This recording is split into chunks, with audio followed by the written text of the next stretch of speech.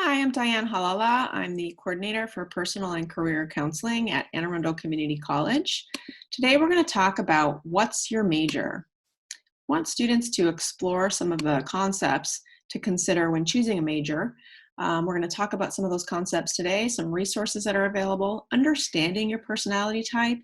If you know your MBTI personality indicator, then you would be able to identify more information about what career would be a good match for you.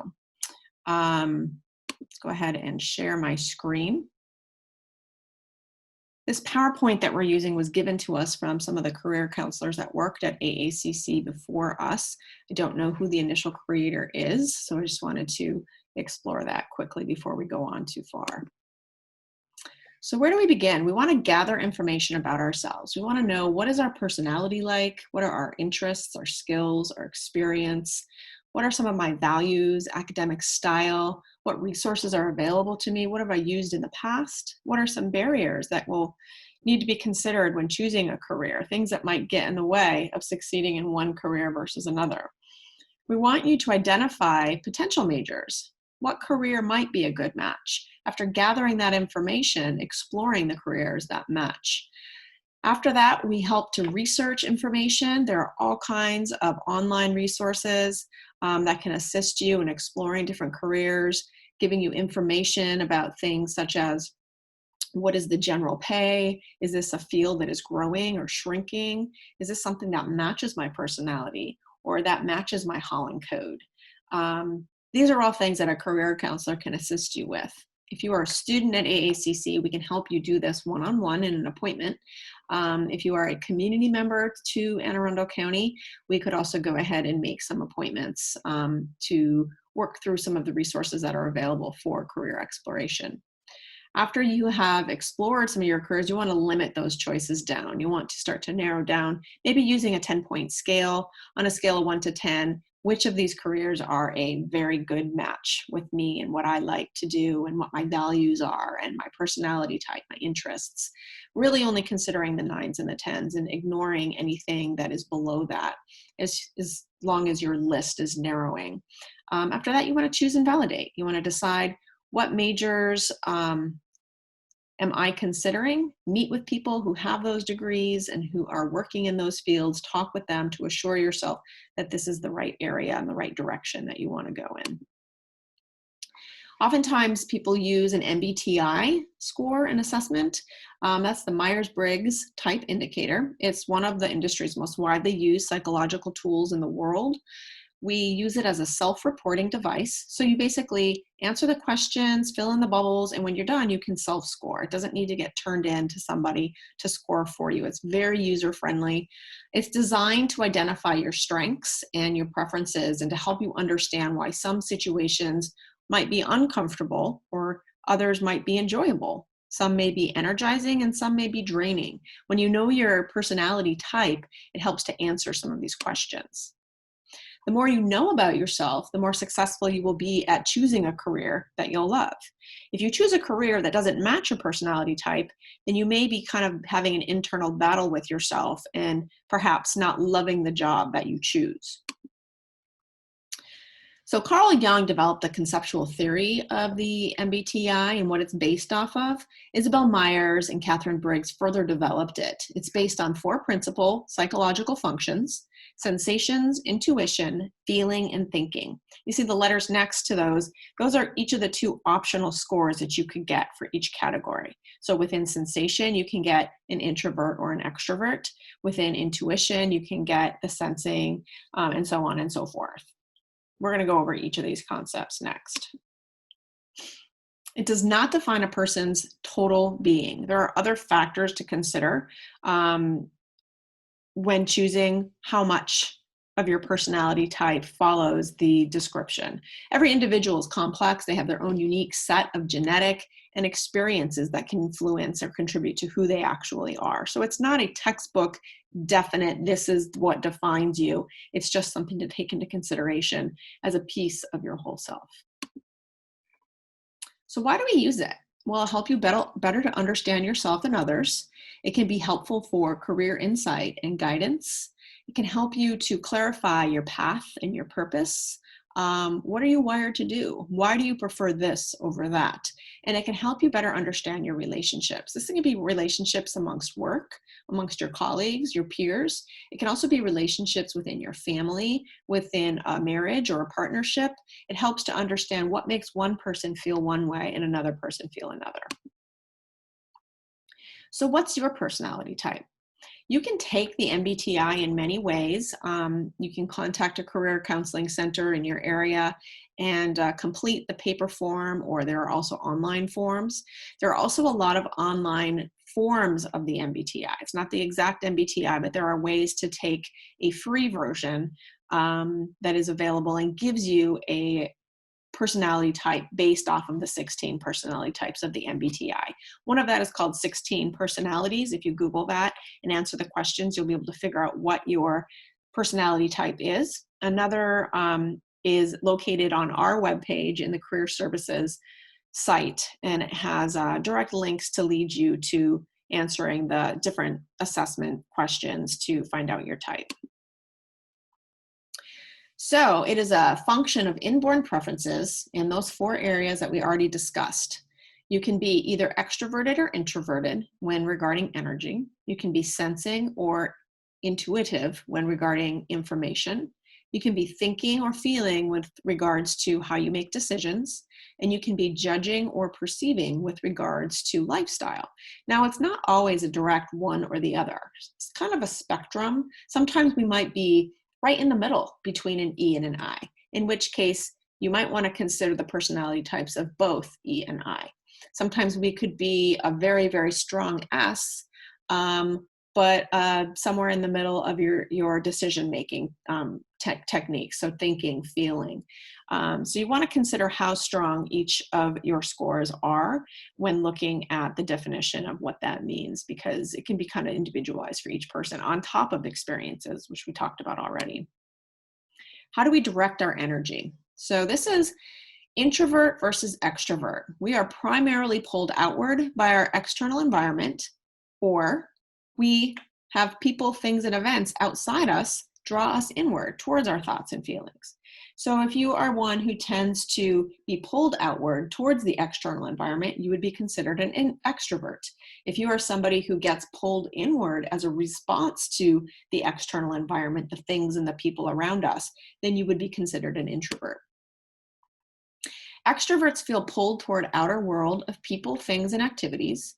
They're energized by interactions with people or external experiences. They think out loud.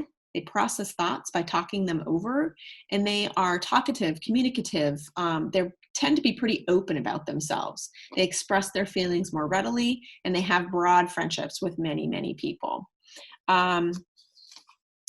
Extroverts tend to be social butterflies, but not always.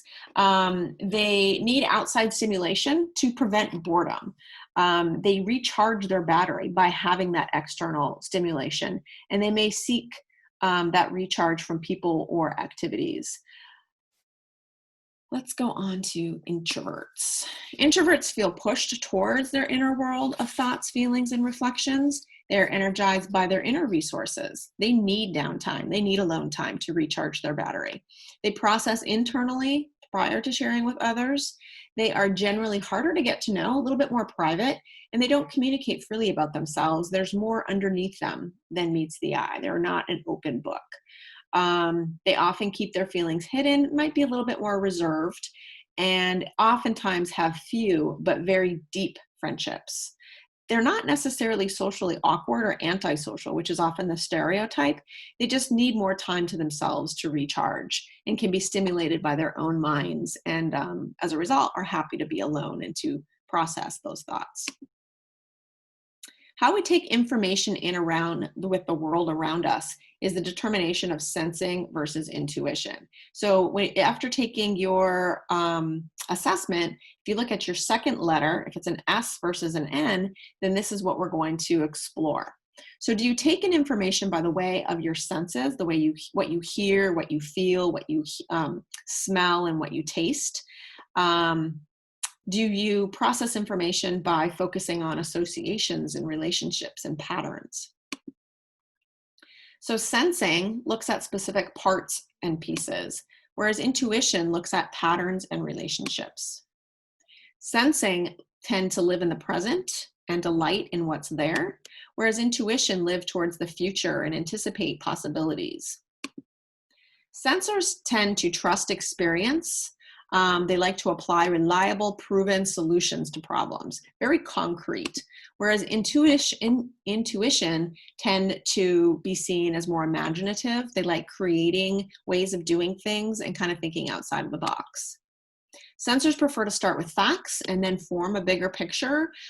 They prefer investigations and learning the answer to questions of how, what, when, and where, whereas intuition tends to prefer to ask the question, what are the relationships amongst these facts? How are these all related? How are they interconnected? S's like to see a practical application and a tangible outcome of their learning, whereas N's like learning for the learning's sake. They just like to explore. S's are reality focused and N's are possibility focused. They like to imagine a different outcome, the possibilities around them. S's are talented as pragmatic problem solvers, and N's tend to be seen as imaginative. S's have a keen eye and remember details. N's tend to see meaning and remember impressions and feelings. S's plan and learn systematically or step by step, whereas N's plan and learn by jumping in anywhere and leaping over steps. They experience their learning. The next category is going to be T or F. This is how we make our decisions. Do we use our thoughts or do we use our feelings? Do we make decisions logically and objectively, or do we make decisions according to our personal values and more subjectively? T's tend to decide things objectively based on their principles. So you might have a list of rules and follow those always. There's no exceptions. F's decide things on the basis of what they like or don't like, their values, or on the impact of their decisions on people. T's trust truth. They are logic and justice. They're confident in their responses. F's trust personal reactions and emotional responses and are considerate of others in their responses. They'll think of other people's feelings when making a decision. And they'll also think about their own feelings and the impact of that. T's place a premium on fairness, where F's place a premium on harmony. T's spontaneously find flaws and criticize, whereas F's spontaneously look for ways to connect and appreciate. T's are good at analyzing plans, and F's are good at understanding people. T's value reasonableness, F's value compassion. Can you see the difference here? They're very different, but yet have some similarities. How do we interact with the environment? Okay, so in this case, you're either judging or perceiving. So are we organized and systematic, or are we spontaneous and flexible? J's like definite order and structure. P's are flexible and tend to go with the flow. J's enjoy being decisive, where P's are curious and open to new information. Again, just flowing through. J's feel comfortable establishing closure, and P's feel comfortable maintaining openness. The possibilities are always there, and they like to think that through. They like to envision the difference. So judgers are a little bit more structured. They're more organized. They like to have a productive environment. They like rules and schedules and are a lot more time-oriented and prompt. And perceivers tend to run later, they tend to play first, work later, they tend to have difficulty making decisions and keeping plans flexible, and they like to be more spontaneous. J's work best when they can set and complete goals and have a checklist, and P's enjoy working on different projects, kind of intermixed as interest surfaces. They might hop back and forth between projects. J's are systematic, they like to classify and categorize, and P's limit organization and systems. J's meet deadlines by planning in advance, and P's are energized by deadlines and last-minute rushes. So how do these 16 types fit into the work world? ENFJs tend to help others be the best that they can be. Each one of these categories is going to have like a quick description. So I'm just going to go through those, try and see if you can find yours to see if it matches how you define yourself. ENFPs like work to be flexible and where they can work with people and ideas. Be thinking about a career that you're considering and whether or not this environment in the work world would be a good match for your personality type. ENTJ has a driving force to lead, and ENTP is more nonconformist and innovative. ISFJs are nurturers of harmony. ESFPs radiate warmth and optimism. ESTJs are very responsible, a pillar of strength. ESTPs are fiercely competitive, natural entrepreneurs, and negotiators. INFJs are motivated and fulfilled by helping others. Interestingly, at AACC Counseling Services, there are 3 counselors, and all 3 of the counselors are INFJs. So just goes to show the significance of choosing your career and how it matches your personality. And obviously, we are all interested in helping others. INFPs have a high capacity for caring and high sense of internal values. INTJ have decisions come easily. They're a builder of systems and theoretical models. INTP is the world exists to be understood. That's the perception that they have. ISFJ have a desire to be of service and to assist others. They're very loyal. ISFPs express themselves through action or some art form. Their senses are keener than in other types. ISTJs are decisive and practical. ISTPs are fearless, crave excitement, and are master of tools. Considering this, when building teams, you want to think about people who would be good matches with each other. You don't want people on teams who are contradictory to each other's personality type, but more so can work with each other. It's also important to think about how somebody else on your team, what their personality type is, and consider that when you don't see eye to eye and what it is that their needs are. So it helps you to understand and respect our differences to reduce team conflicts, and it helps you to embrace the contribution that each personality type can offer to the team. You don't want everybody to be the same because then you're not going to get a lot of variety, but you also want to consider how your differences work together. Overall, with regards to understanding and respect, E's dominate communication. I's can usually not get a word in. S's emphasize facts and figures. N's can operate in another reality. T's can be insensitive. F's can worry too much about how others are affected. J's plan, and P's procrastinate. So find your personality type in here, or if you're kind of falling between 2 different areas. Generally, the organizers are the ENTJs and the ESTJs. The helpers are the ISFPs and the INFPs. The analyzers are the INTJs and the ISTPs. The harmonizers are the ESFJs and the ENFJs. The realistic adapters are the ESTPs and the ESFPs. The innovators are the INFJs and the INTJs. The planners of change are the ENTPs and the ENFPs. And the manager of facts and details are the ISFJs and the ISTJs. One more way to look at this is to look at the combination of letters within the middle or within the middle and the end, depending on which category you fall into. So I'm going to go ahead and go through the slides, and then I'll give you a summary of each of the 4 areas. The investigator, Marie Curie, is an example of an investigator. She's INTP. INTP is an example of the investigator, and those are the N and the T. When you have the 2 center letters, NT, you're considered an investigator. Investigators have a need to understand, explore new theories, concepts, and ideas. They're logical, and they long to know the truth. They're ambitious, and they're independent. Investigators have a strong need to understand complexities of the universe, exploring new theories, concepts, and ideas. They want to know the truth about everything. They're progressive, they're independent, they're ambitious. They're often the most distinguished thought leaders in history. People like Albert Einstein, Stephen Hawking, they were NTs, they were investigators. They're natural learners and natural teachers. They like to expand their mind and look for new ways to experiment and apply new ideas. They're quick thinking, they're logical, they're excellent strategists. They're great problem solvers and understanding how systems work. They can improve nearly any program.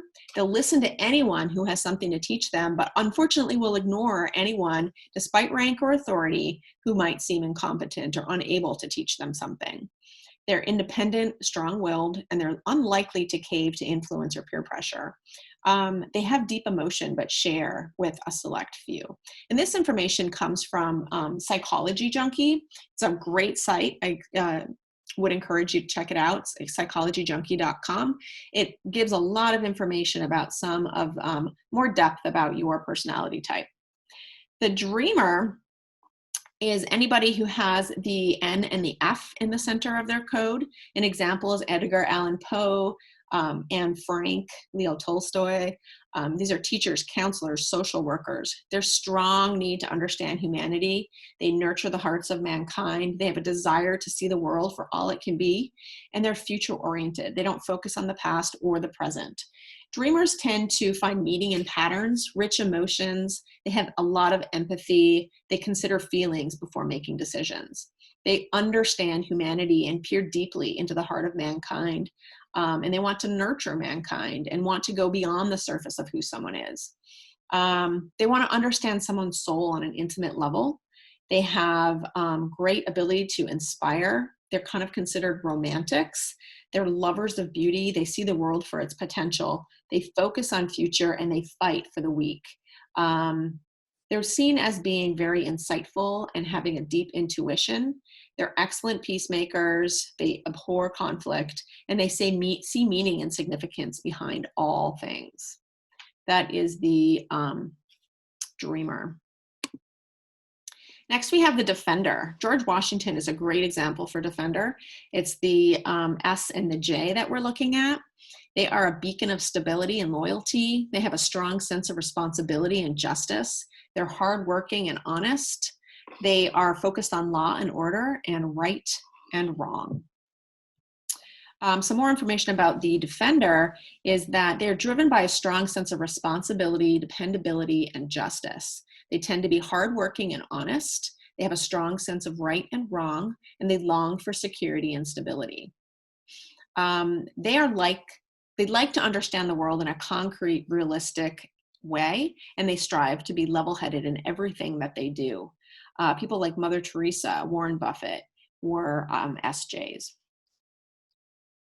The adventurer are people like Theodore Roosevelt. This is the S and the P that we're looking at. They tend to be free spirits who embrace the moment fully. They have an innate understanding of how things work. They think quickly on their feet, and they see opportunities as they arise. They tend to embrace the moment.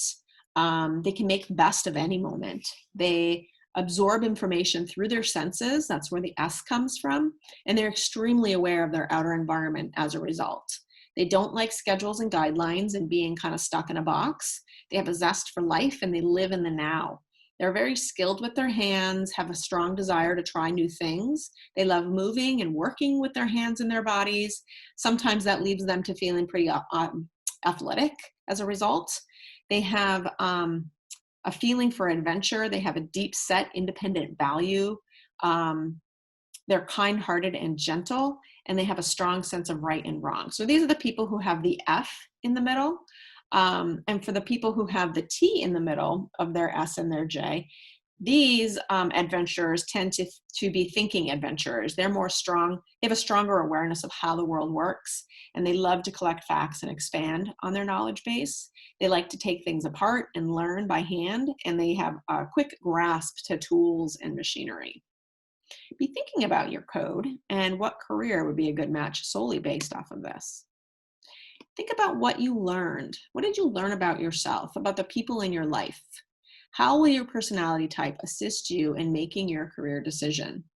What will you need to make that decision? What will you avoid as a result? Who can you talk to that can help guide you to these careers?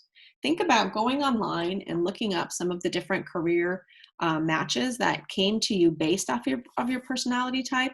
The Occupational Outlook Handbook is a great resource. If you go online and type that in, it's going to give you a list of every single career that exists from A to Z. It's put together by the Bureau of Labor, and it will has information about what kind of education is required, what is the general pay, what is this a field that is growing or shrinking, what kind of education is needed, all kinds of things.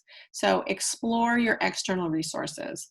Talk to people who are in the field. Use the college as a resource. Talk to people within the department that you're curious about and learn more. They are the experts in your field. Learn about your field. Learn about what's needed, the best path to take in order to get to the exact job that you're interested in. Find people who know the career and become experts alongside them by asking questions.